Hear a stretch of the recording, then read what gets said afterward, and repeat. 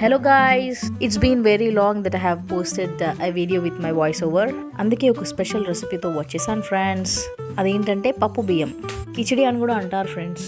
Late చేయకుండా ప్రాసెస్లోకి వెళ్ళిపోదామా.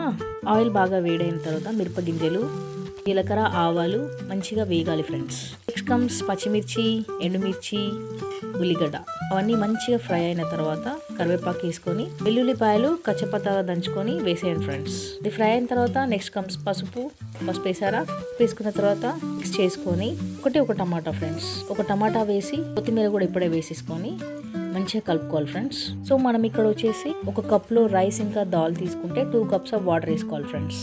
నెక్స్ట్ సాల్ట్ వేసుకొని ఉడికించాలి ఫ్రెండ్స్. ఏం లేదు ఫ్రెండ్స్, చాలా ఈజీగా అయిపోతుంది, తొందరగా అవుతుంది. ఎప్పుడైనా ఏం తినబుద్ధి కానప్పుడు ఇలా చేసుకొని తినండి ఫ్రెండ్స్, చాలా బాగుంటుంది. చూసారా ఎంత బాగా అయిందో. వేడి వేడి పప్పు బియ్యంలో 1 స్పూన్ నెయ్యి వేసుకొని తింటే ఉంటుంది ఫ్రెండ్స్.